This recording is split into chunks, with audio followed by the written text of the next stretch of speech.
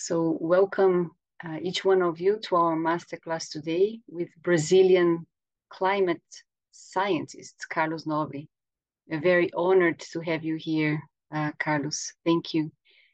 This masterclass is titled Learning from and with the Amazon Forest, Challenges and Potential of a New Bioeconomy of the Forest. This masterclass is organized as part of our UNESCO Chair on Education for Sustainable Development with the Earth Charter. And it's part of our masterclass program. We have one masterclass every year, every month, on the last Thursday of every month. And our sessions normally take place over 2 hours. The first 40 to 45 minutes will be focused on a presentation from our guest speaker today.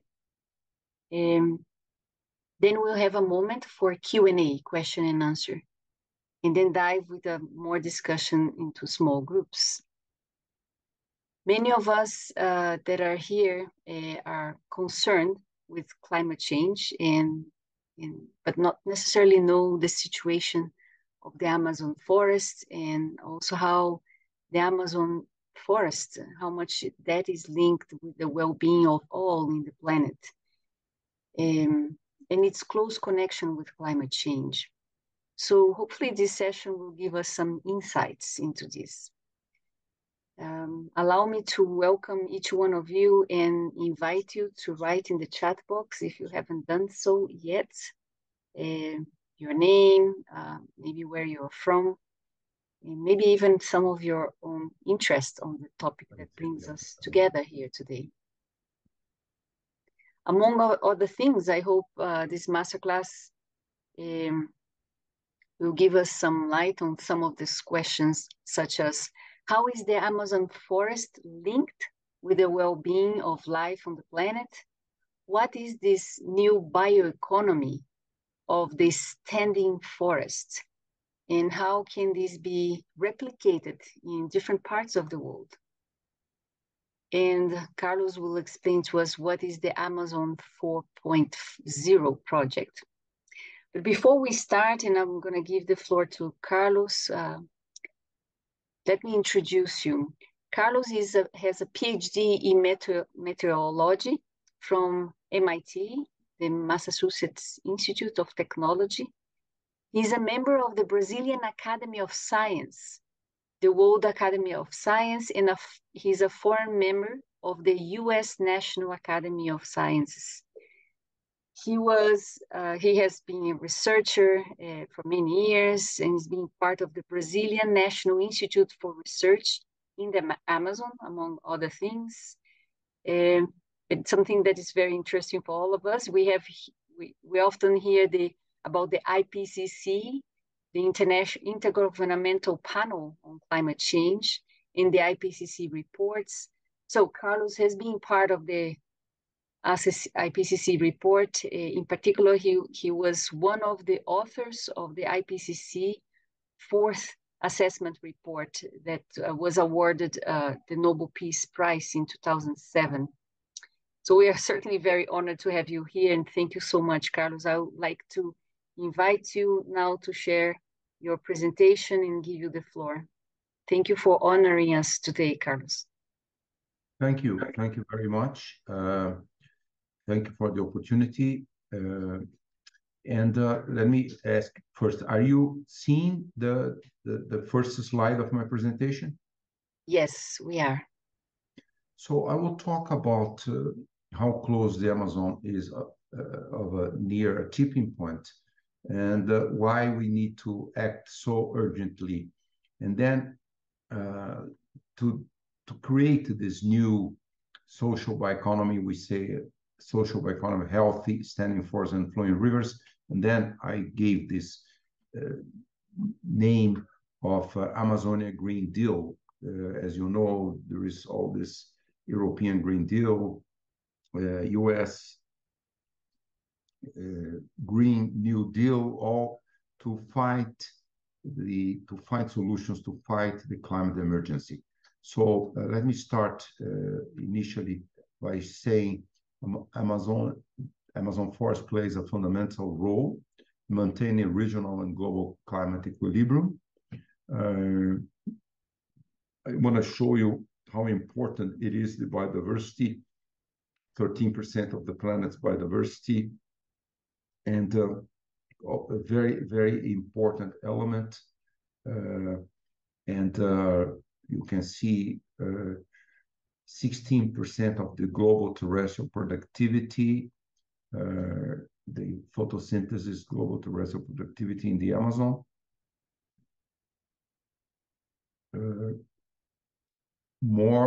It's the most diverse also ecosystems in the world, more than 50 different terrestrial and aquatic ecosystems, mostly associated with the Andes as well.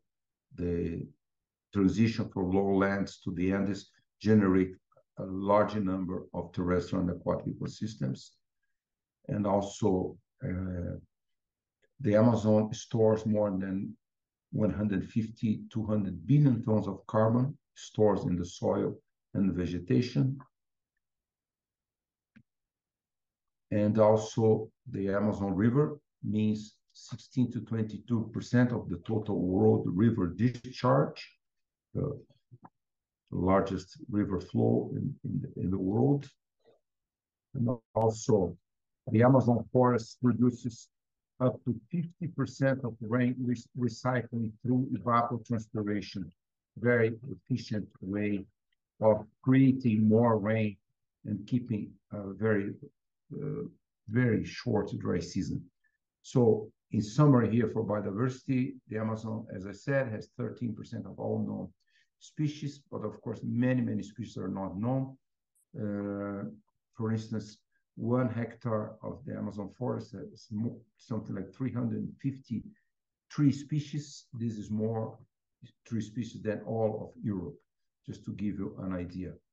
And also, this is an ecological evolution, tens of millions of years, particularly since the Andes Mountains were erected. This is 40 million years ago. And then this is very efficient, as I mentioned, recycling of water.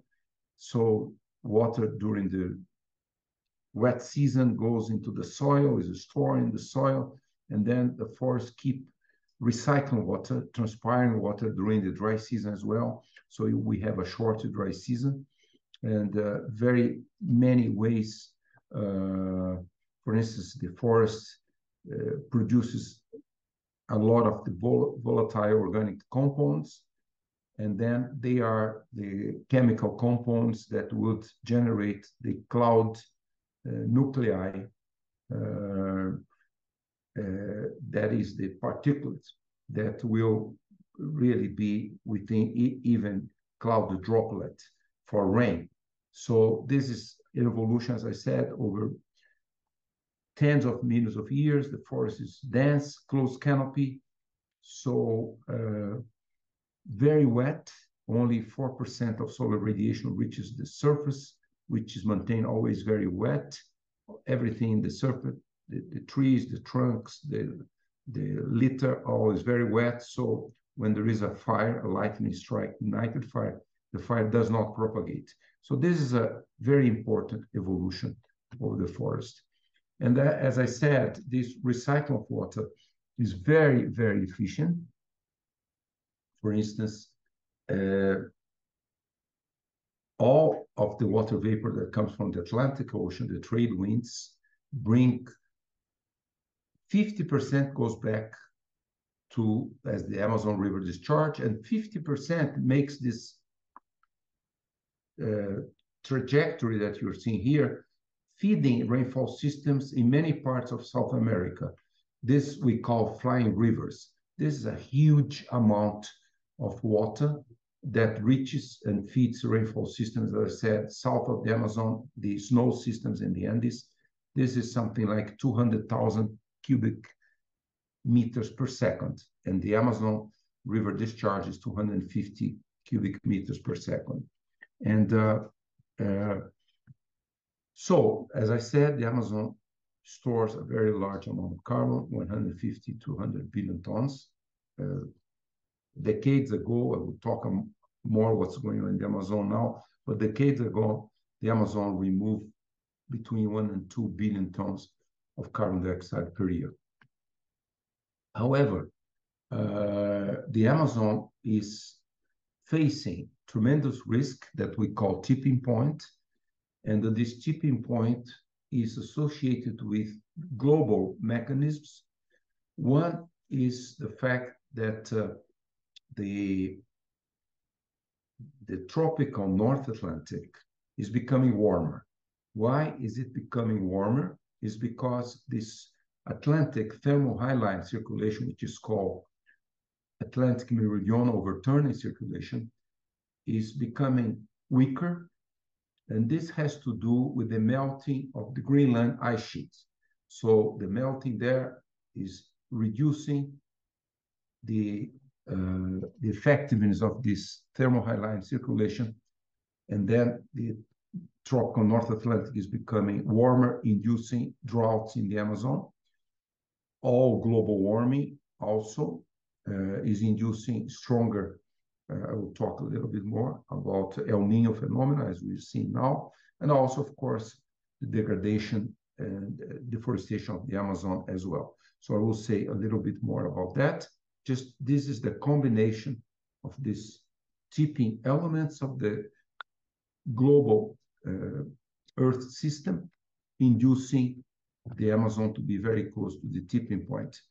And this, for instance, we are having more frequent droughts, 2005, 2010, 2015, 16, a record-breaking drought. And then now to 2024, we have El Nino in the Pacific, and also we have a warmer North Atlantic. You are seeing here this from September 15, October 19th, how these oceans are warmer, inducing strong El Nino, and also the warmer North Atlantic is inducing the drought. Amazon is going through a very severe drought. You see here the Negro River in the Amazon has the lowest water level and flow since 1902, when they start measuring the river level. This is a Tarumã River, it's tributary of the Amazon River. This is a few days ago. You can see this photo, how dry these river systems are. And as I said, the effect of El Nino and the warmer tropical North Atlantic, they are much, much drier. You can see here many rivers in the Amazon. This very hot temperature is inducing a tremendous impact on the biodiversity. You can see here all this fish. This is Mamirawa Lake, very hot. The temperature in September there reached 39.6 degrees, and a lot of fish cannot survive in this. You can see even these big dolphins, the Boto, Tokushi fish in that area there also being affected. So drought impact the forests. So the combination of drought and forest fires can increase tree mortality by over 300%. We have had a lot of fires also taking place in the Amazon. So this is what's going on. As I said, we are having more frequent, more severe record-breaking droughts, which are, of course, caused by global warming, but also it's associated with the deforestation as well. So basically, the Amazon faced many challenges. For 50 years, the quote-unquote development model of the Amazon has been deforestation, degradation, inducing a lot of forest fires, and of course, global warming, as I said, created this transformation in the social ecological systems in the Amazon. Just to give you a picture here, when this started in 1986 in Bolivia, Amazon, you see roads starting, deforestation started, that same region in August 2022, almost all the forests. This is Rondônia State in Brazil, 1985, we start seeing roads, and now 2022, almost all the forests except some indigenous territories and conservation units. So You see here on the southern portion of the Amazon, southeastern, southern, this huge area we call arc of deforestation, and also along the Andes, Peru, Ecuador, and Colombia, also another arc of deforestation. We have lost more than 2 million square kilometers. The Amazon forest has 6.5 million square kilometers originally. We have lost 2 million, about 50% deforestation, 50% degradation. And also more than 90% of deforestation in the Amazon is illegal. And particularly in the last decade or so, degradation is increasing, as I said, more than 1 million square kilometers degraded. Degradation has to do with timber extraction, with the propagation of fire, and also the edge effect. The forest near pasture becomes very vulnerable, and also the extreme drought is really creating a lot of emissions. The last 10 years, the emissions from degradation were 50% of the emissions of deforestation. So also this is a big risk to the Amazon. So as I said, 90% of the first deforestation is for cattle ranches, livestock farming. There is a lot of land grabbing, illegal land grabbing, degradation of soil, low productivity, this edge effect I mentioned, fire in the pasture, and also generates a lot of particulates and CO emissions, very serious pollutants. And also you see the recurrent impact of fire in the Amazon, really inducing a lot of forest degradation.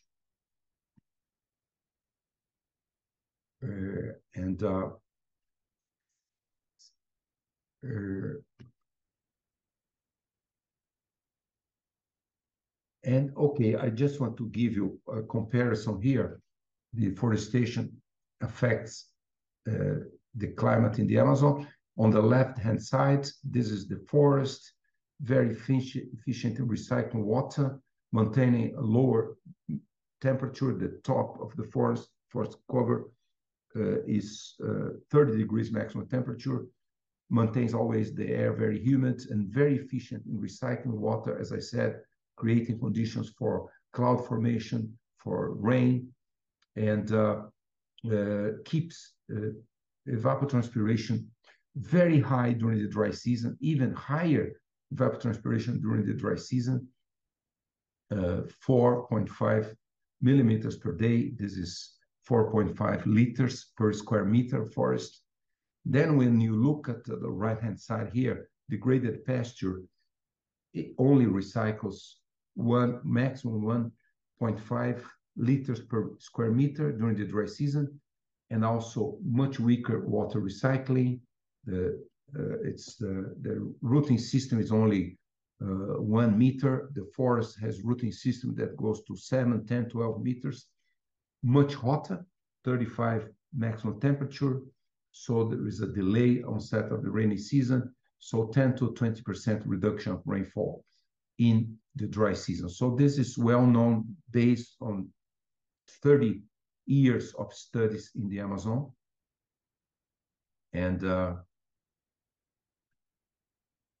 here I just want to highlight one recent study that showed the impact of fire. Fire regenerates a lot of particulates, pollutants, and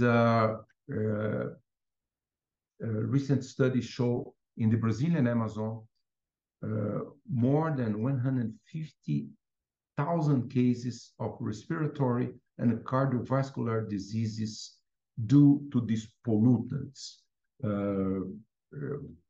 587 cases per 100,000 inhabitants, much less than 200 cases in indigenous territories, because the forest reduces the risks of these pollutants.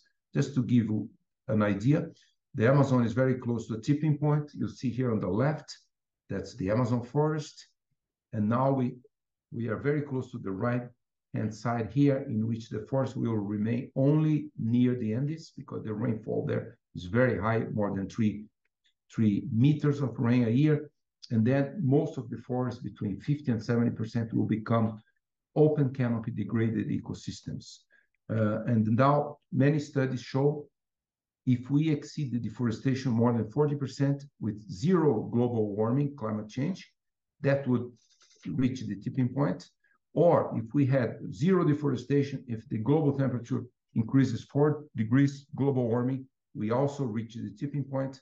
However, now we have deforestation, global warming. So if deforestation exceeds 20-25%, and warming, global warming reaches 2.5%, unfortunately, this is what's predicted by 2050. If we continue with emissions, then we are going to reach the tipping point. If we reach the tipping point, as I said, between 50 and 70% of the Amazon will become this open canopy degraded ecosystem, with much less carbon, with much less biodiversity. We are going to lose at least 250 billion tons of carbon dioxide. The Amazon forest has more than 3 times the carbon of the tropical savannas, particularly degraded tropical savannas. So that would become almost impossible to reach the Paris Agreement targets, because for keeping the temperature below 1.5 degrees, that's the Paris Agreement targets, maximum emissions we can have is about 400 billion tons of carbon dioxide. Only losing the Amazon, it would release a minimum 250 billion tons of carbon dioxide, and also this degradation would happen between 30 and 50 years. If we continue with global warming and we continue with deforestation, we will reach the tipping point in less than 20 years. And why we say that? Because we are very close to the, we can see we are very close to the tipping point. Why? It's not only a projection for the future. These 3 graphs will say why we are so close. The left-hand side, it shows that the dry season over southeastern Amazon this is 2 million square kilometers, is 4 to 5 weeks lengthier since 1979. 1 week per decade. 5 weeks in highly deforested areas. So if the dry season, which was in the southern Amazon 3 to 4 months, reaches 5 to 6 months, then this is the climate envelope of the tropical savanna. Impossible to maintain a forest with a 5 to 6 month dry season. So we are very close. 2 decades, if we continue, all southern Amazon, southeastern Amazon will become a degraded ecosystem. The center figure here, so all this area in brown, the air is much drier. The humidity is much less because there is too much deforestation and the forest reduces recycling. And the right-hand side, all these areas with the red circles here, the dry season is longer, hotter, drier, and tree mortality, all these areas in red has increased. Wet, climate, tree species. So those are species that exist only in the Amazon. So we are very close to the tipping point. I just want to say also some studies now showing here in the southeastern Amazon, the deforestation has increased in 26%. The rainfall has reduced during the dry season 24%. The temperature is 2.5 degrees warmer. And then this blue bar here shows increase in emissions of greenhouse gases is a source. The red one is emissions by fire, but the green one is the very, very worrying one because it shows all these areas in southern Amazon The forest itself has become a carbon source because of tree mortality and this longer dry season. So unlike most forests in the planet, southern, southeastern Amazon, the forest has become a carbon source. Shows very close to the tipping point. So that's why we want to really to act now to reduce the risks. And the science panel for the Amazon, in our report during COP26, we made these 4 messages: stop deforestation, forest degradation, and wildfires. We have to have government commitments. We have to start forest conservation and restoration. And now we have to establish a new social bioeconomy of healthy standing forests and flowing rivers. I will now talk about these nature-based solutions.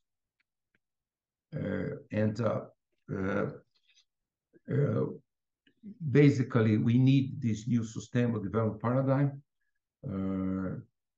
for the tropical forests. I'm not going to read all that. Some statements by Pope Francis, a famous geographer, Berta Becker, to add value to the heart of the forest, indigenous leader, Davi Kopenawa, saving the heart of Mother Earth. So basically, we can say tropical forest only exists because the forest exists. So that's very important. And also, we need, as I said, nature-based solutions. Going again, stop deforestation, forest degradation, fire, forest conservation, restoration, a new social bioeconomy of standing forests and healthy flowing rivers, and also, of course, government commitments. We had the Amazon Summit in August. Many countries also agree in finding sustainable nature-based solutions for the Amazon. And I create this term Amazon Green Deal, these nature-based solutions, how to transform Amazon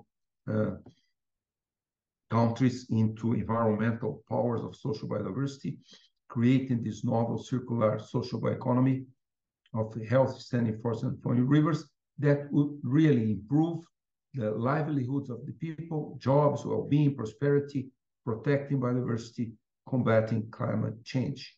So basically, one element is what we call the forest restoration. We launched during COP27 in Egypt this project called Arcs of Restoration.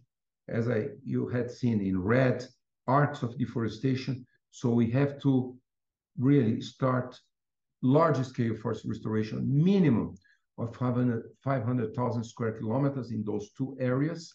That would remove more than 600 million tons of carbon dioxide per year, combating the climate emergency, but also reducing the risk of the tipping point in southern, southeastern Amazon, as I showed. So that's very urgent. Brazil will launch during COP28 in Dubai the project called Arc of Restoration. Brazil will look for funding, financing, huge scale forest restoration. Why forest restoration is important? Because the forest in general, large parts of the Amazon, still the forest removes carbon, not in the southern, southeastern, as I said, but this is 1.8, 3.6 ton carbon dioxide per hectare per year. But also the secondary forest grows very fast, let's say up to this 18, highly degraded pasture is slower, but close to 11 tons of carbon dioxide per hectare per year, and also agricultural land 17. So for secondary forest grows very fast, removes a large amount of carbon. So it's a way to do. And of course, also, we needed this new social bioeconomy, healthy standing forests and flowing rivers, how to do it, how to develop this bioeconomy of social biodiversity. And basically, we need to, this new concept. The science panel launched a policy brief during the Amazon Country Summit in Belém in August, really talking about all these very important elements for this new bioeconomy. I'm just listing here some of the important elements there for this new social bioeconomy. And basically, the key messages of this science policy is stop activities that threaten the indigenous people, local communities, establish safeguards against the misuse of the bioeconomy concept. We do not have to keep the bioeconomy concept of livestock farming or commodity crops like soy, etc. We have to have a new bioeconomy, social bioeconomy of healthy standing forests, enhance connections between actors at many regions and scales to support knowledge sharing and value creation.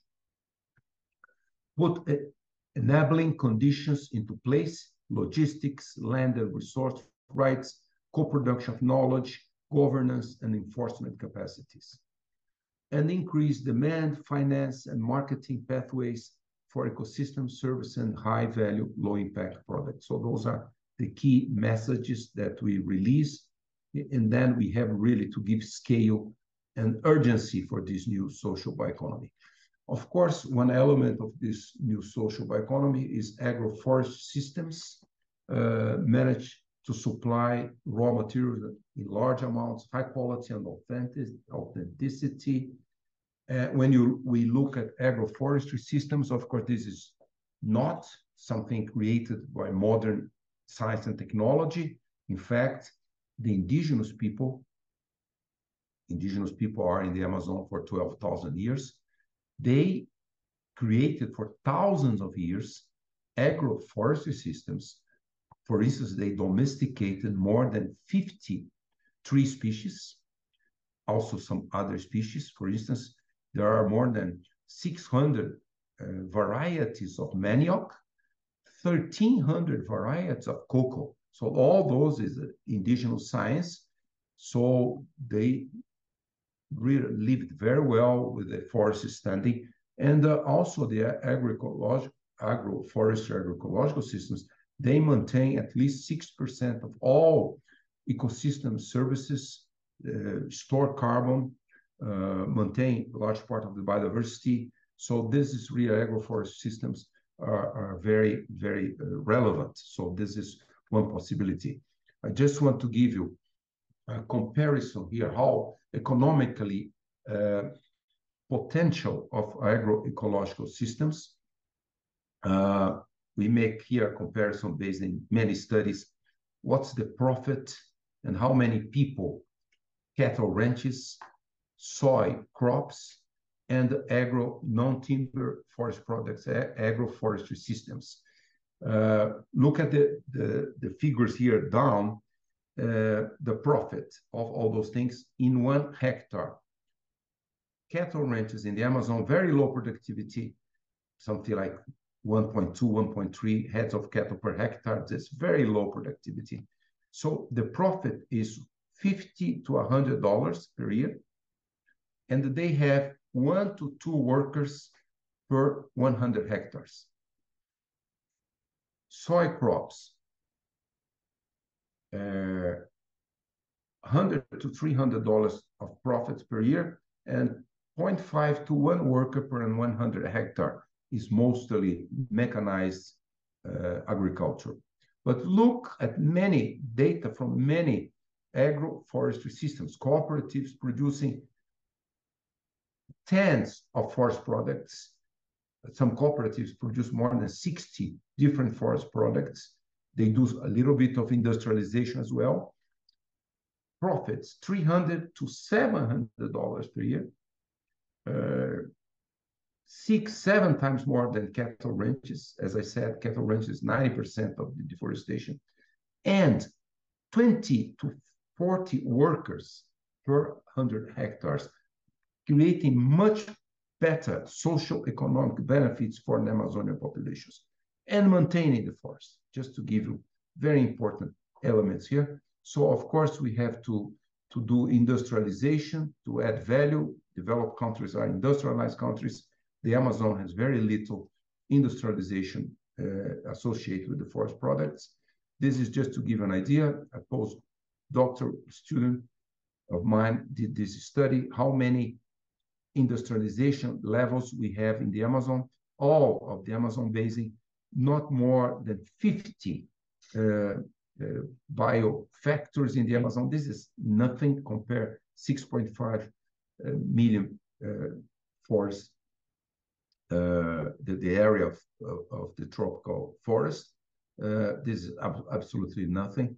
But we have really to create this new economy. And just to give you two examples here of two cooperatives in the Brazilian Amazon, which shows the potential. One is this Camta cooperative in the state of Belém, formerly Japanese descendants. They created this in the 1980s, 1990s. They produce more than 60 products, benefit more than 1,800 providers of those products. They have some level of industrialization.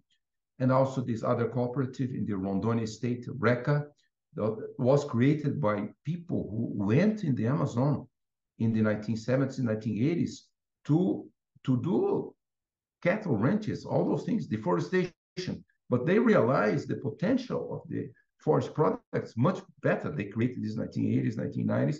Today, these cooperatives benefit thousands and thousands of people. All of these people reach middle class.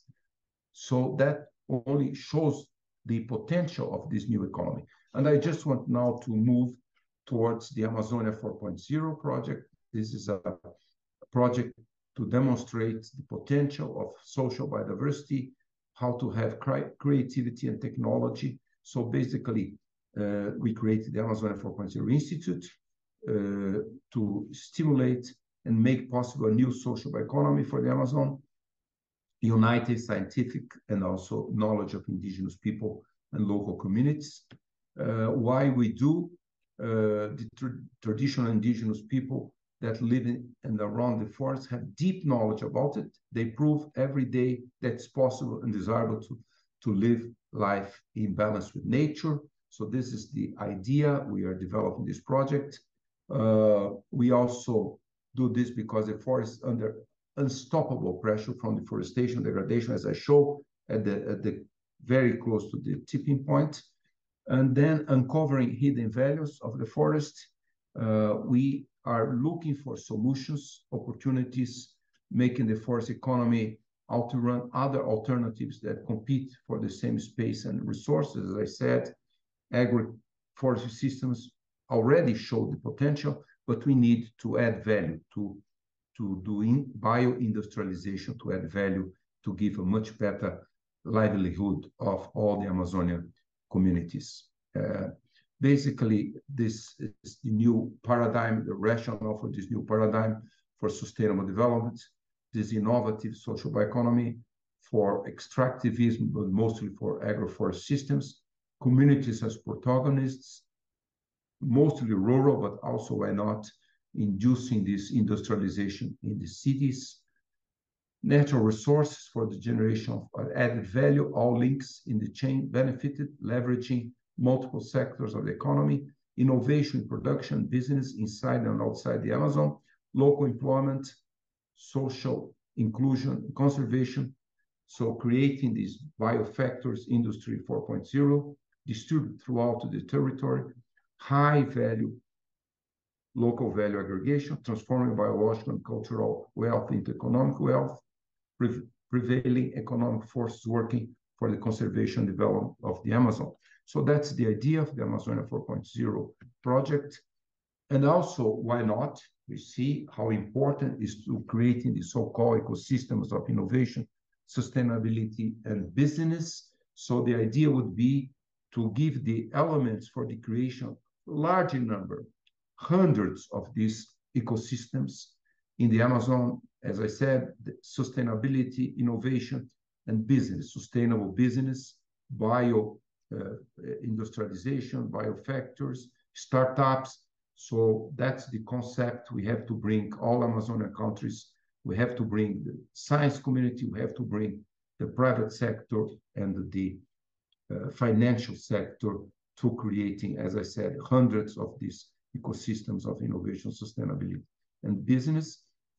In fact, how to create these biofactories, modern technology, but also merging with the knowledge of indigenous people, local communities.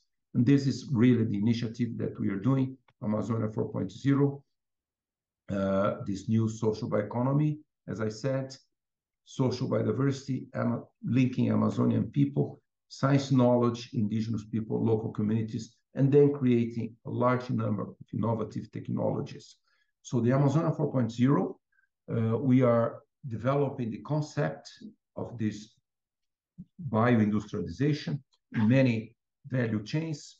We design the so-called Amazon Creative Laboratories for this, for cocoa, and if you know a very close relative to cocoa, cupuaçu. Also, we made a design for Brazil nuts, many products out of Brazil nuts. We did one for 4 high-quality cooking oils, Brazil nuts, buriti, tucumã, patauá, and one from sequencing the tremendous genetic potential, DNA of plant, animal, and even microorganisms because of pandemics, epidemics. And now we're also doing one for acai berry. But out of these designs, we are successful in creating the first one. We created a laboratory, this creative laboratory for the cocoa cupuaçu one, which is really how to make high quality chocolate out of the cocoa seeds. Let's give you an idea. In 1 kilogram of cocoa seeds is $2. And then if you add value producing chocolate, this is $20 to $40 per kilogram, just to give you a simple idea of what the potential of that. And then we have to demonstrate the potential. This is the Amazonia 4.0, high quality to access world markets, fine chocolates full of Amazonian origin. That's the concept. And then we are already doing this project. I will show you the beginning of this project. The stakeholders we work with, many communities there. And those are 4 communities in the Amazon state for cupuaçu and cocoa community. One, I will show you a few slides now. Community producer of cocoa in the Resex, Tapajós Arapiuns, the largest reserve in the Brazilian Amazon, near the Tapajós Arapiuns River, near the Amazon River. And then women's producers of cupuaçu in the Tapajós River, Belterra, Amabela Association, Afro-descendants, Quilombola in Mujumiri, and the riverine communities producers of cocoa in south of Belém. So those 4 communities will be trained, capacity development of these 4 communities for this modernization of this. And then finally, I can say, coincidentally, this week, we started the first capacity development in this community, Surucuá community in the reserve Tapajós Arapiuns. So this is the area in the community, as I said, near the Amazon River, Tapajós River. Arapiuns River is the largest reserve in the Brazilian Amazon, 22,000 people there, 70 different groups, 9 indigenous people, and they produce cocoa. And now they want to be advanced to industrialization. So this is the Amazon Creative Lab. You can see here, that's the area with solar energy, and these areas in which there is the laboratory, one room there for the teaching. And so that's the concept. There is a very modern, small biofactory for chocolate and also for other products of cocoa. You can see here the laboratory. And the first class, this is on Monday, 3 days ago. All the students, there are more than 40 people, all live in that community. They will be learning how to produce chocolate and other products in 3 months.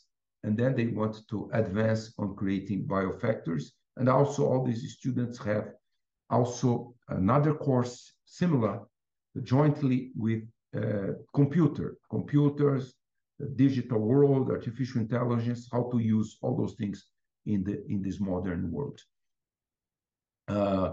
Also in the Amazonia 4.0 project, we have the Amazonia Rainforest Business School Network. We are creating a course with 19 courses on the economy, this new economy, ecosystem service, all those things. And we are going to make this online, distributing Portuguese, Spanish, and English for all Amazonian universities to really to start doing training, capacity development of hundreds and hundreds of students for this new economy.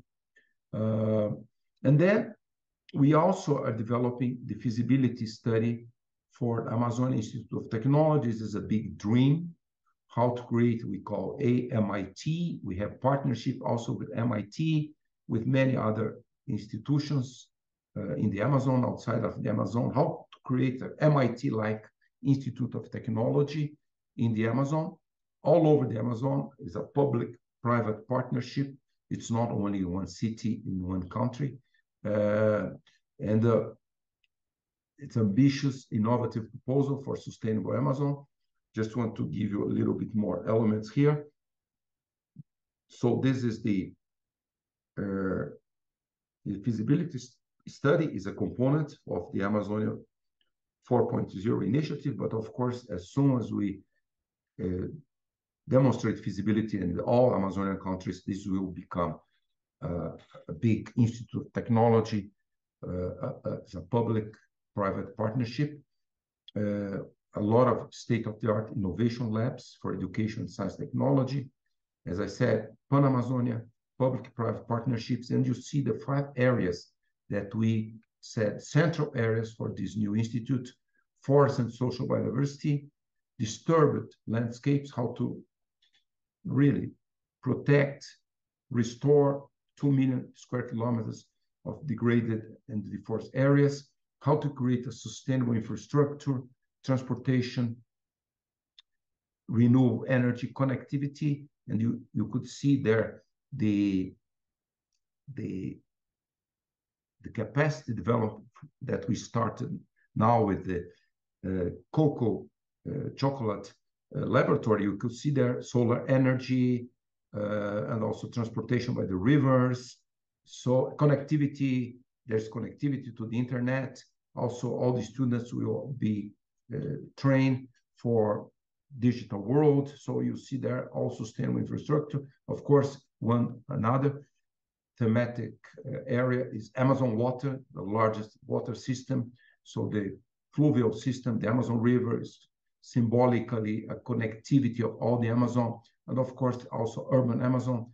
The urban Amazon is the poorest urban areas in all Amazonian countries. So we need also to have solutions for the urban Amazon. So that's the concept. We have many topics that we are going to deal. We are, advancing, and we're going to finish by the first half of 2024 the feasibility study. And also, we are in the Amazonia 4.0 establishing partnerships with the indigenous communities. In fact, we are starting right now a very important study, which is very, very challenging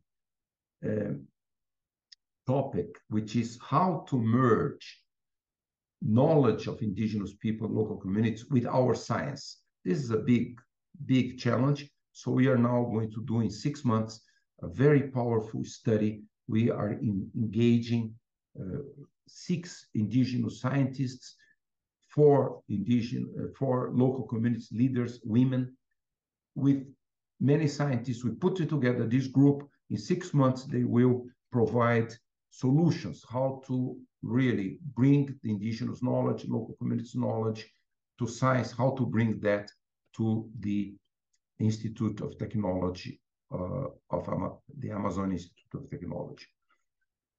Finally, I just want to finish in a few minutes, this big challenge that I just mentioned, how to merge scientific and traditional knowledge as the basis for the sustainable Amazon. We have to face it. We cannot really ignore.